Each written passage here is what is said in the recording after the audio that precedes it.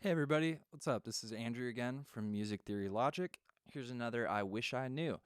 I wish I knew that it was a standard in the entertainment industry to assign a budget to promote a work.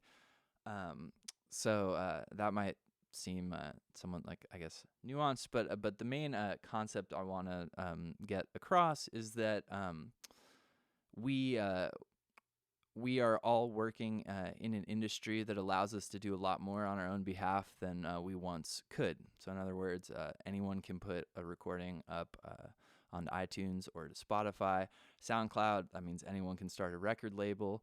It means a record label could basically be a YouTube channel. It means that all of us as musicians, and this really crosses over into the other fields, but I'll just speak to music. It means that we need to understand a lot more business principles than we did in the former era. So in the former era, when musicians were playing instruments because there wasn't the ability to bring MP3s in the form of CDJs everywhere, when the only place to get music was at a Tower Records or a store, when a record, in order for people to be able to buy it, had to be pressed, meaning you'd have to press millions of copies in order to have those millions of copies available across the world or across the United States. So the business has changed a lot. Some of my heroes, like many guitar players, worship Jimi Hendrix, Eric Clapton, um, Led Zeppelin. Led Zeppelin really, of all of the artists I just mentioned, had the most involvement in the business dealings of their band, most notably because of their manager, Peter Grant. So Peter Grant understood a lot of this music business stuff, and because of that, he was able to negotiate what's still considered to be the best recording contract ever negotiated in 1969 with Atlantic Records. Great book, When Giants Walk to the Earth. That's all about Led Zeppelin and their world domination. But even in Led Zeppelin's case, they didn't have the ability to have an Instagram account. They didn't have the ability to have an email chain where they could directly correspond with their fans. There wasn't the idea of a 360 deal where a record label would take a portion of everything made by the artist. So there's a lot of things to unpack in like what I'm talking about, but let's just talk about promotion. So I wish I knew that promotion was a standard practice. So one of the things to really think about when you're releasing a piece of music is that, first of all, anyone can release a piece of music now, and there's nothing wrong with releasing a piece of music that you listen to and your friends listen to. But if you want to release a piece of music that stands a chance to get to a lot of listeners, and asterisk, this is something that is continuing to change and I'm still trying to understand all the time.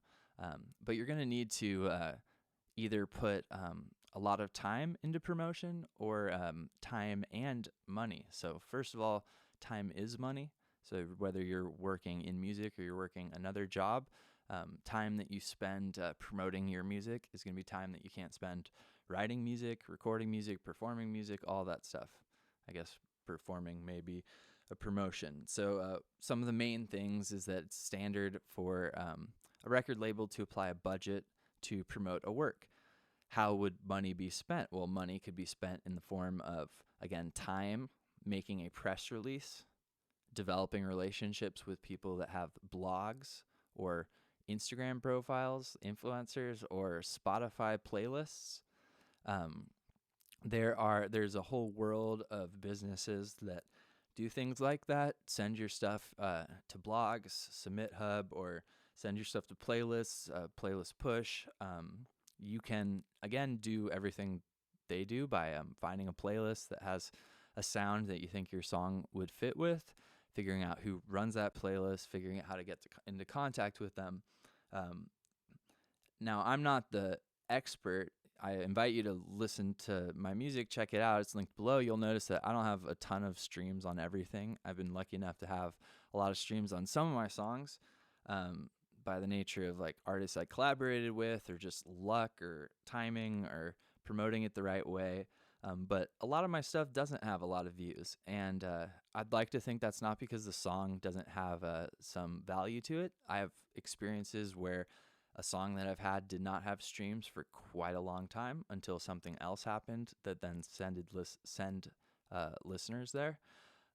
So the main thing I'm saying is I'm not an expert on the promotion, but I really want you to understand that creating a great piece of music in the modern world is only one of the things that's really needed to create a song that is going to reach a lot of people. I really think that in order for a song to become successful in the first place, people have to hear it.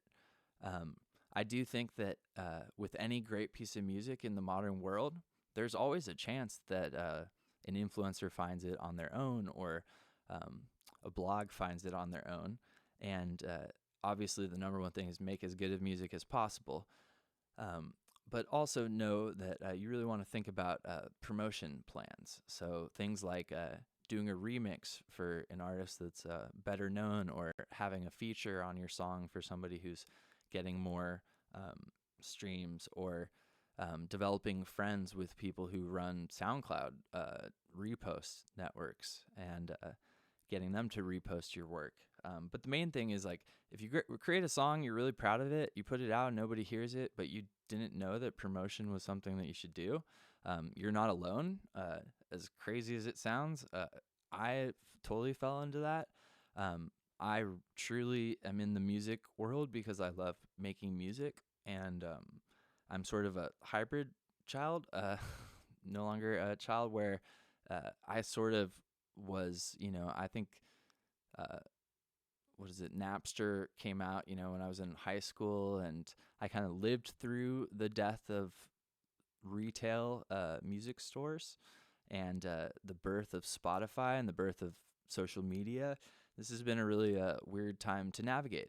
But anyway, this is something that I'd love to learn more about. If anybody has any resources or any better ideas on how to promote music, leave a comment. Let's start a conversation.